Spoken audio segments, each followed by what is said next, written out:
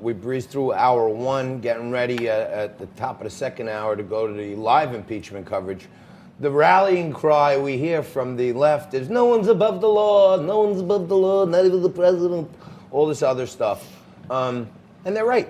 No one is above the law. That's what our justice system is for. But there are very few people who've been on both sides of the law. And joining us now is Andrew McKenna. He's a Marine veteran. He's a prison consultant. And he's the author of Sheer Madness, From Federal Prosecutor to Federal Prisoner. Andrew, thanks for joining us. Your insights are very more than welcome here on our show. You've been with us before. Thanks a lot, John. Good to be you here. were a federal prosecutor. For those who haven't seen you before on our show, you were a federal prosecutor. You had some injuries from your time in active service, which put you into opioids and other painkillers, which had you addicted.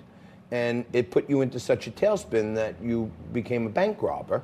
And when it all came apart, you actually went from being a federal prosecutor to a federal prisoner. And now you're actually consulting people who are headed to prison on the things they need to know before they go in, so that their time there can be as good as possible, if it could be good. I wanted to talk to you because you were a prosecutor and you were a prisoner. Frankie and I have been talking all the time about this epidemic that's going across our nation with bail reform. Right. Okay? Cashless bail, different other, some states in our country have taken away the discretion of judges. How dangerous is this to our society to make it easier and easier for, they call them nonviolent, but there are many crimes which are still pretty violent, if you ask me. How dangerous is this stuff? It's incredibly dangerous, and I was shocked. The run-up to, in New York, for the passage of the legislation changing bail, and it's shocking that the list of crimes that are actually included on the list, I mean, you're looking at stalking, assault, robbery, drug offenses. You can actually be caught in New York State cooking methamphetamine and get arrested and not be released required, within 12 hours. Be released and going back to do the same thing. And then we see the spikes on social media and in print media now about people getting arrested and released immediately and going back and committing more crimes. And these aren't petty offenses, John. I mean, we're talking misdemeanors, a list of felonies. And so I think the unintended consequences, I can't imagine that Governor Cuomo and the Democratic-led legislature intended for this to happen, but how could they not see this happening? Yeah, and I don't want to, it's not just a New York issue. This is happening in New Jersey, this is happening in California, all the coastal states where they're mostly liberal-run towns and cities and states seem to be going to this lawless society. It's lawless in many senses, but why not go pattern things after the federal system? As you said, the judge's discretion is the person a risk of flight? Are they a danger to the community? And you stand up in federal court, you make your argument to the judge, and the judge gets to assess the individual who's standing in front of him, but also pretrial services will do a report. What are their ties to the community? Are they a risk of flight? More importantly, are they a danger to the community? I can't imagine taking that discretion out of the hands of judges. But one of the biggest problems is you look at the Khalil Crowder case out of Rikers Island, for instance. And there's a great special on Netflix about that case. He spent 3 years in Rikers for allegedly stealing a backpack. He was traumatized, beaten half to death, almost on a weekly basis. No trial. He denied his guilt. He was offered plea deal after plea deal, but he, as a man of his word, he stood by his claim that he had nothing to do with this. He ends up getting out and killing himself because literally Rikers Island and any jail, extended times in solitary confinement will drive somebody crazy, and that's exactly what happened with Khalil. If this was a reaction into some of the problems that Rikers has and some of the problems upstate jails have, I understand that, and there has to be reform.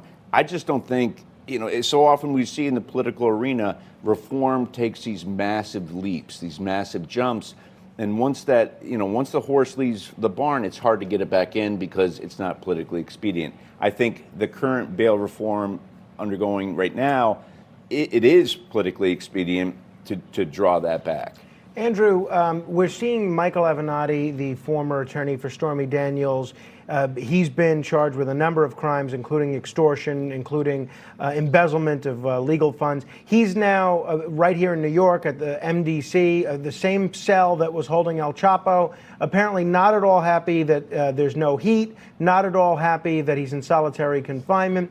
Republican Congressman Chris Collins, he's just been sentenced to 26 months in prison for a federal extortion scam. Now, these guys like a congressman or guys like Michael Avenatti, who are on every cable news network, how different is prison for them as compared to somebody that's not well known? You're in the prison consulting business. What advice would you give those guys? Well, being well known is really a double-edged sword. One, if you're well known, chances are that you have some wealth. And I'm not so sure about the MDC necessarily, because that's really a holding facility. But when you actually get to a federal prison, if you're wealthy, then you're able to buy yourself some protections. That's not always the case.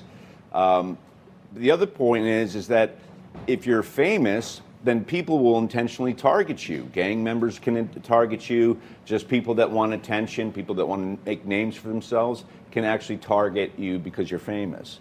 It's regardless of who you are, going to prison is a completely separate animal from anything else you've ever been through. And judges and your own attorney typically have no idea what happens to you once you go to prison.